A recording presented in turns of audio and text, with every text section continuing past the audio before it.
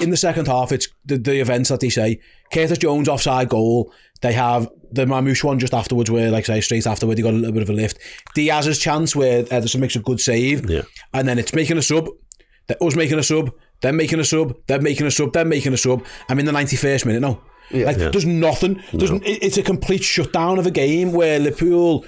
They could still be playing now, Luke, and it'd still be 2-0 to Liverpool. Yeah, we could be. And this is something we don't usually see from Liverpool, where we sit back and play like usually we're very much against playing anti-football, but it didn't seem like we were playing anti-football. Yeah, we had none of the ball. No. But we were still going forward and trying to score goals. It was dominance in a way you've never seen before, wasn't it? It helps, I suppose, John. We'll move the conversation here then. And let's talk about both centre-halves here, because I think they both deserve equal credit.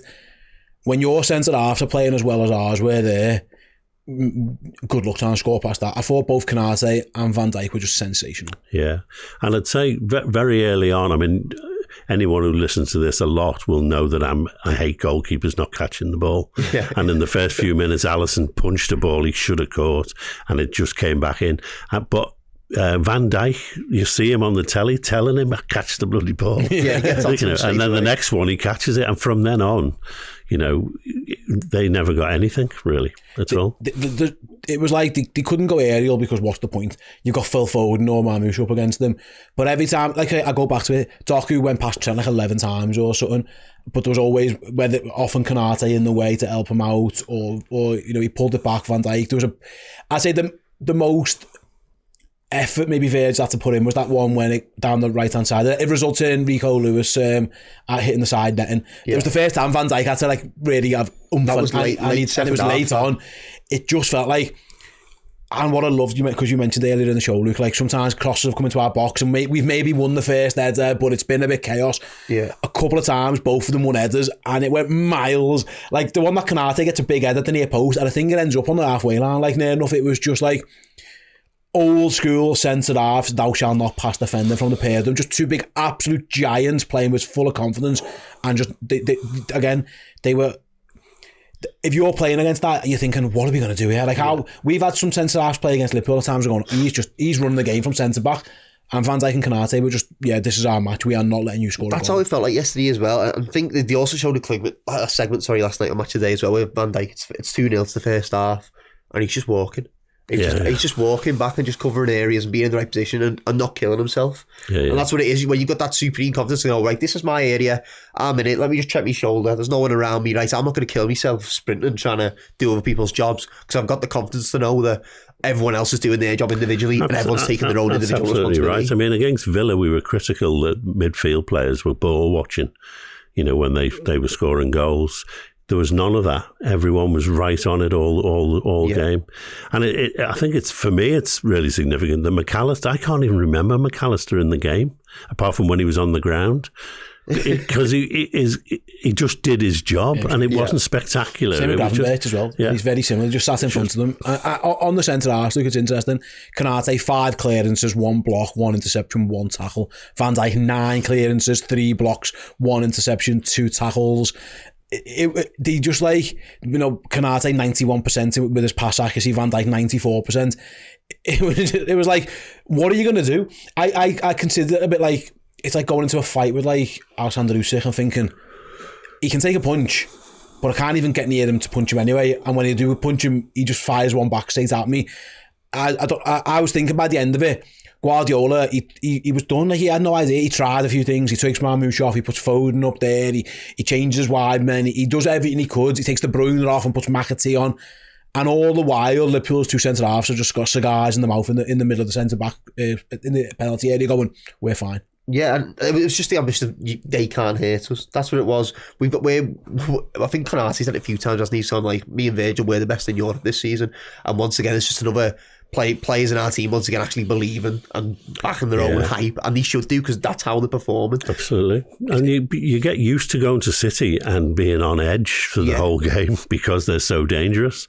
But, it wasn't at all like that yesterday. Even to touch on the passing stats that you're going on, there's that move early, isn't it, in the first half, where we sort of play out from the back, we get stuck in a little bit of a triangle, and it's all set up from the defence and playing out forward, and we play 10-12 passes and we end up missing. But sort of like playing out, even with that sort of confidence that they actually have, we were under a lot of pressure there, and it was almost just lackadaisical, like, we'll just play it there, play it here, and we're away. You know what I mean? Done really well no panic at all. The manager, again, Johnny said a few weeks ago like that. This is something they've worked on. Konate is his use of the ball. Like, what do we do with it? A lot of the short passes were excellent. There was one when he realises he's not in danger, like there's no pass on, and he just sprints past, I think it's Mamouche, and he ends up just fouling him because he uses the turn of pace. We have at times been critical of Liverpool's defending away from home this season. Absolutely we have. And again, 3 goals at Newcastle, 2 at Villa, 2 at Everton, 2 at Arsenal. It goes on and on. But again, and it helps, I suppose, when you've got that protection in front of you, a little bit like yesterday. But when they must have been feeling so confident, because you can only defend in that way if you think, yeah, we're solid here. Because if you invite pressure against the Manchester City side, you could get in trouble. 2 at Everton and 2 at Villa. Losing us points, which we should have been ours because we were the better side in both. And yesterday it was just like they said, right, we've had enough now. We're not conceding anymore. And we don't need to if we all play our game right. And it just looked like they were determined that no, this is a clean sheet. And we're in danger, Luke. It's worth mentioning because we've spoken about it, like, of normalising greatness with Virgil van Dijk at this point in time. Like, because that was sensational, that game. But you can, it was just Virgil. You know what I mean? I think that's like, he's just that good. And again, don't want to tempt any much fate, but if he captains Liverpool to the Premier League, which again, they've got very, very good chance now, something would have to go really, really, really wrong for that not to happen. I've always said he's the best I've seen. But like, the argument against him was, he's got 1 Premier League title, blah, blah, blah. He could be about to get a second. He could be about to lift it as well. And another one of his better seasons. Like, he's back to being Virgil van Dijk. It feels like you mentioned earlier about this, like a defining season for Mo Salah's legacy. It's very much looking like it's going to be a defining season for Virgil van Dijk's legacy. And you can point to games like yesterday of just how good he is, but also now he's going to have the silverware, he's going to have the stats. Yeah, I think it was a very, very vital game for him going forward, because he is definitely. I don't think I don't think anyone touches him anymore now, especially if he wins another league title. No, the people who do put him there are people that they're always stat merchants. But the game's changed. It's always like, but Vidic won more headers, and he had more tackles and all the rest of it. The game's changed. To be a centre half now, you've got to be able to play with your feet as well and stand on the halfway line. Yeah, exactly. And he's just. I don't know what it is about him, but when you go and you actually watch him in the ground, the fella just exuberates confidence. And when he's on the ball, you're never ever scared. When he's tracking a man back and it's 1v1, you're always believing he's going to get the job done. And he's just so good. He revolutionised Liverpool when he brought him in, and he's another one who's just sort of grew. And now he's fulfilled this sort of like leader role ever since Henderson left. But if arguably he was already sort of grown into it while Henderson was there, and he sort of took the confidence. And you're going to be a captain, you know what I mean, in Liverpool FC, and win the league. You're going to be forever eternal amongst the club's history. So there's far more to his game than being a centre half, isn't there? He isn't a typical centre half who can win a header in the penalty area and boot the ball clear. So it's a bit like before we were saying, Man City, if you look at it, had all the possession, which doesn't give you a flavour of the real game, because Liverpool totally dominated the game. And it's like that with Van Dijk. He might not have as many headers as other centre-halves. It's because he doesn't need to. He's a different level of player. I thought it's like Grobbelaar reinvented goalkeeping, but no one ever realised it for about 20 years. And everyone now plays like Grobbelaar. And it's like that with Van Dijk. I think centre-halves are all going to have to try and play like Van Dijk in future. And it was interesting, John, because you're right, he has revolutionised it, but yesterday was actually a little bit of a throwback performance. That was like John Terry for Jose Mourinho's side of defend me near post, because I always thought John Terry was fabulous at that, like that near post. I'll cut everything out here, I'll get in the way. If it needs to go, it can go, but if I need to pass it, I'll pass it. He reminds everyone, John, yesterday, that he doesn't usually have to do that, but I can do it as well. It was atypical of Van Dijk. He doesn't normally have to do that. But he chose to, and he showed, by the way, I can do that, but I can do that as well quite comfortably. He was sensational, but so was Konate as well. Luke, he was equally as good. You're only as good as the weakest link in your back four, and Liverpool's weakest link yesterday was Doku, absolutely rinsing Trent time and time again. But then he ran into Konate, or like later on he ran into an Enzo. So that I thought Konate had it tougher, because I think Robertson, although Savino got him a couple of times, Robertson, that battle was 50-50. Yeah. Doku was constantly getting past Alexander-Arnold. It was a constant thing that we had to just deal with. But Konate had it tough.